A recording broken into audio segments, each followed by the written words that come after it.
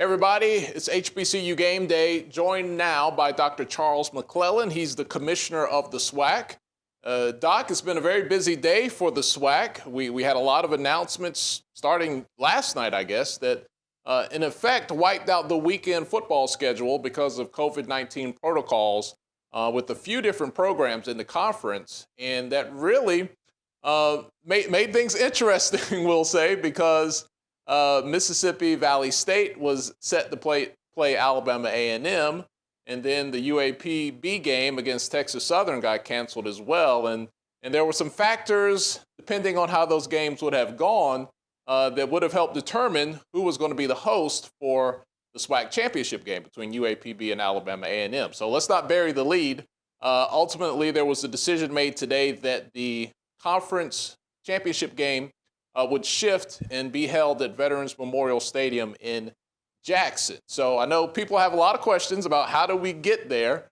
Do you want to kind of take us through what happened this afternoon that kind of brought us to the decision where the championship game is now going to be played in Jackson? Absolutely. And Tolly, thank you for having me once again. It's indeed always my pleasure. First and foremost, let me state, from a conference policy related to COVID, each and every time there is a COVID pause, a COVID delay, any type of contact tracing, or anything that affects playing, we have a strict and standard COVID protocol. And as a matter of fact, each institution is required to send us documentation on the COVID pauses.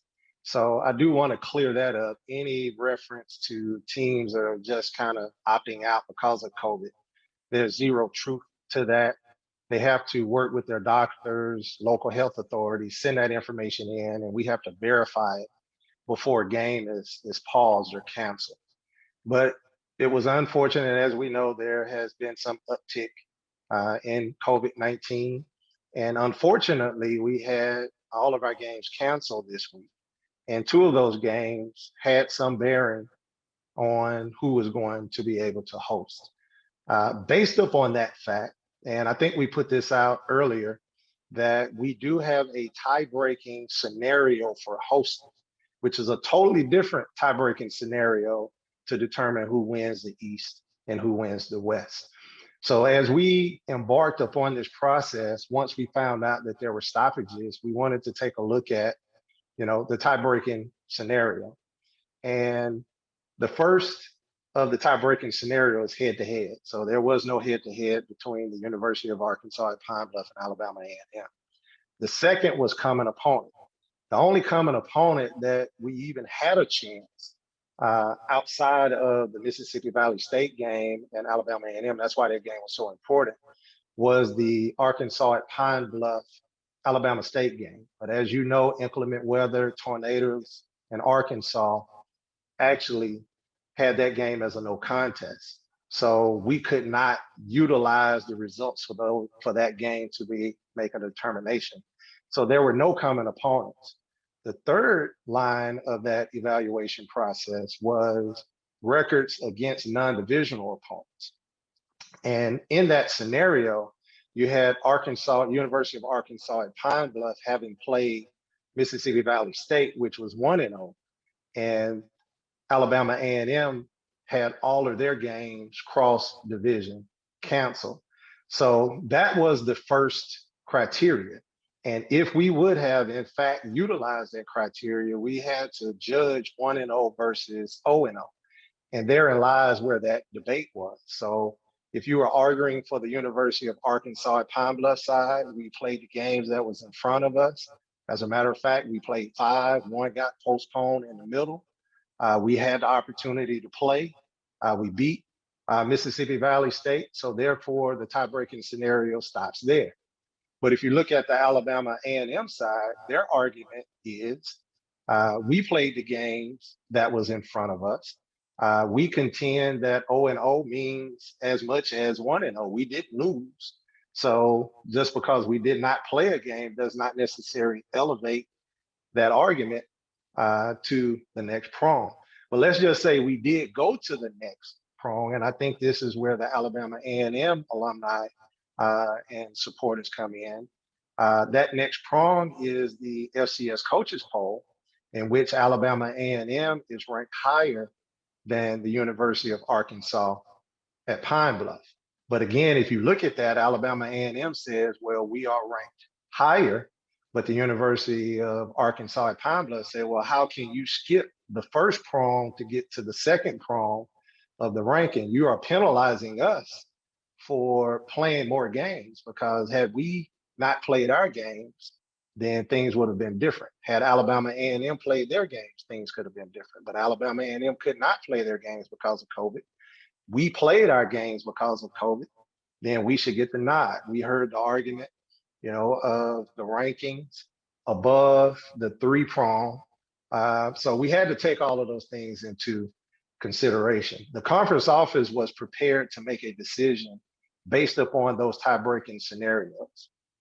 Earlier today, we got a call from Alabama A&M's administration with a suggestion of looking at a neutral site, understanding the complexities of this tie-breaking scenario. And again, our tie-breaking scenario would have, could have, should have worked if we were able to get those last few games in. But the cancellation this week really put it at a significant level to where we could not make that determination. And all of the prongs that we had did not actually meet up. Again, we were stuck on the third and fourth. And it's hard to get to the fourth without resolving the third.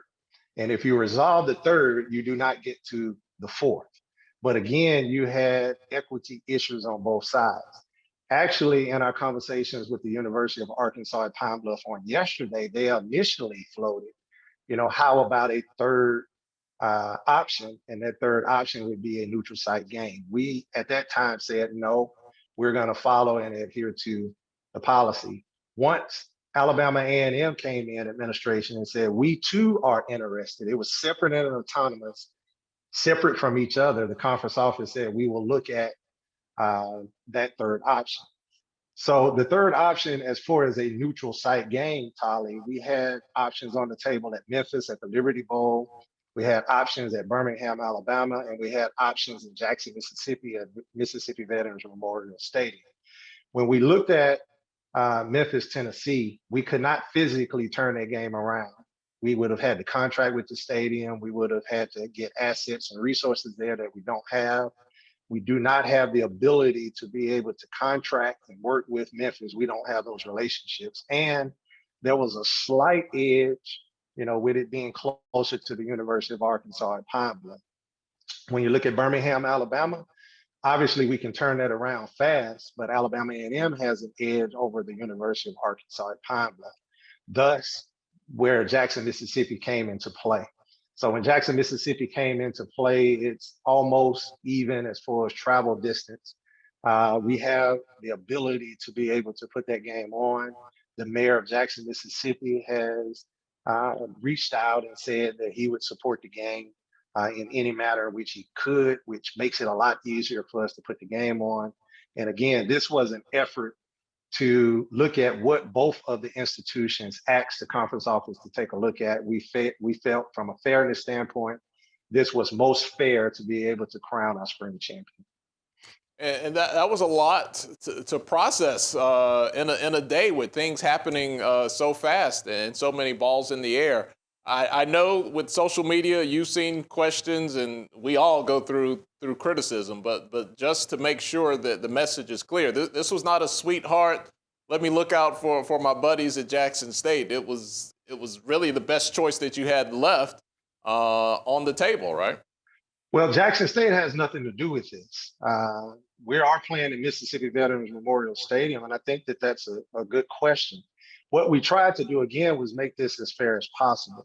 So the conference office will be paying all of the expenses for the two-member institutions. We are contracting out with Mississippi Veterans Memorial Stadium. The SWAC office, will take on all of the expenditures, and we will take all of the revenue. Once expenditures are paid, each institution will share equally in the revenue. So this has absolutely zero to do with Jackson State. Jackson State has zero to do with this game, other than We had to reach out to them to get the information to the individuals to talk to in Jackson, Mississippi. So Jackson was a third option. It was the best option for a neutral location, but there are some benefits for playing at Mississippi Veterans Memorial Stadium. It is a larger capacity stadium. We can get more people in. There's more revenue. We did lift the band restriction, so both bands will get an opportunity to come. They're now working through their processes to see if they're going to be able to show up, but it's looking very, very promising that we're going to have both bands at the game. But again, the revenue, as it would be if you host it, is going to be shared with both institutions. And let me say this too, Tolly. Our scenario for being able to host a game doesn't necessarily mean that game is going to be on your campus. If Arkansas at Pine Bluff hosted, they could have said, I can make more money in Little Rock. I want to move that game to Little Rock. They had every opportunity to do so. The hosting scenario is really tied into the generation of revenue. It's not necessarily tied into anything other than you're being rewarded for generating revenue. Again, since COVID has changed what we've done, the tie-breaking scenario was foggy at best because we did not have those additional scenarios in there that would have taken into account for us jumping 3 to 4. At the end of the day, Alabama A&M played 2 games. There was no minimum requirement on what it took in order to, 1, win your division, and 2, host. But you still have to take all of those considerations in account. And the fact that Arkansas at Pine Bluff was 1-0 and Alabama A&M was 0-0, it was difficult for us to get past 3 to get to 4. 4 would have put hosting at Alabama A&M. 3 would have put hosting at Arkansas at Pine Bluff. There were valid arguments on both sides. Both institutions brought to the conference office that playing at a neutral site was in the best interest of both institutions. We accepted that, had absolutely nothing to do with Jackson State, and both institutions will benefit financially from that decision. And you know, you would hope or wish and pray that everything would have been smooth this spring, but you knew going in there were going to be some challenges because of COVID. And you're having to go into championship form here in the final week with a lot of these balls up in the air and tough decisions.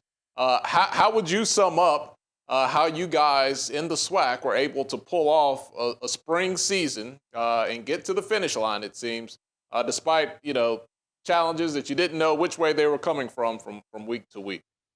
Well, it's been very difficult. You know, we've had a lot of COVID stoppages. Teams in the fall had a lot of COVID stoppages. We have 10 different schools in 10 different counties with 10 different rules, from protocols of testing, protocols of isolation, protocols of quarantining.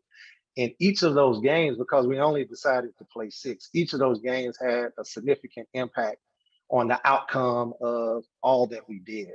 Fortunately, we were able to crown an Eastern Division champion and a Western Division champion based upon our policies. Again, from a hosting standpoint, we were prepared to do so, but from a fairness standpoint, there was equal argument on both sides. Both institutions realized that it was in their best interest to come together. And it was the conference office that realized it was in the best interest for everybody to come together and do what was most fair in this COVID environment.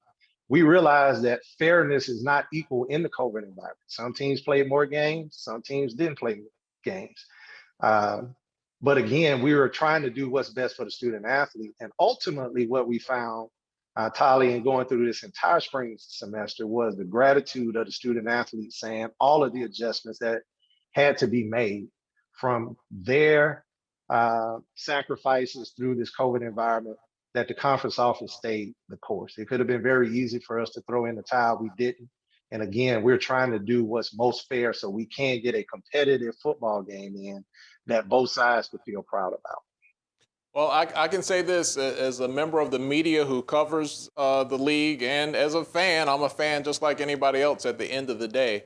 Going in, I didn't know how it would feel. I was like, spring football? But from the moment I went to my first game, think Alabama State, Jackson State was the first game I went to in person. It felt real. It was different, but it had the feel, and it's been an exciting ride despite all of the challenges. And we're going to crown a champion here in another week or so, and it's going to end with a bang. You guys are going to get a lot of exposure. It's going to be on ESPN2, right?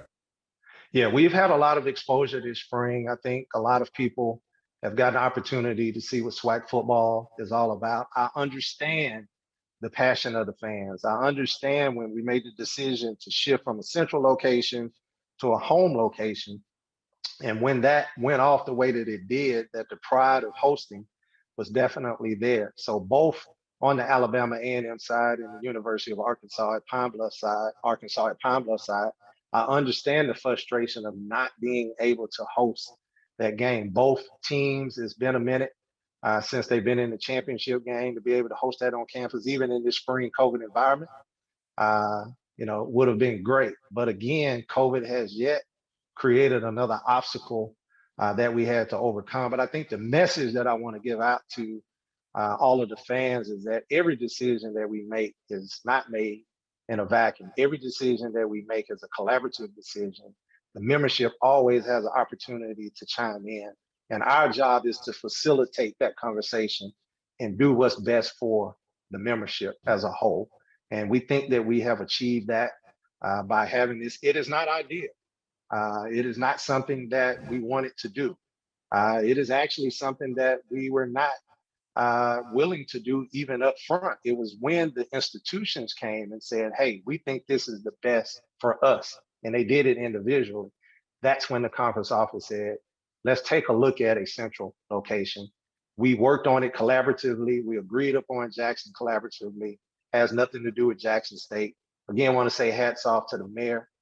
He did an excellent job of communicating with us on a short period of time, working with us to get the resources in order to pull this off. And we think that it's going to be a great championship game. Well, he's the commissioner of the SWAC, Dr. Charles McClelland. You got it straight from the source about the SWAC championship game being moved to Jackson, Mississippi, and you heard it right here at HBCU Game Day. Commissioner, thanks a lot for stopping by and sharing the information with us. Thanks for having me.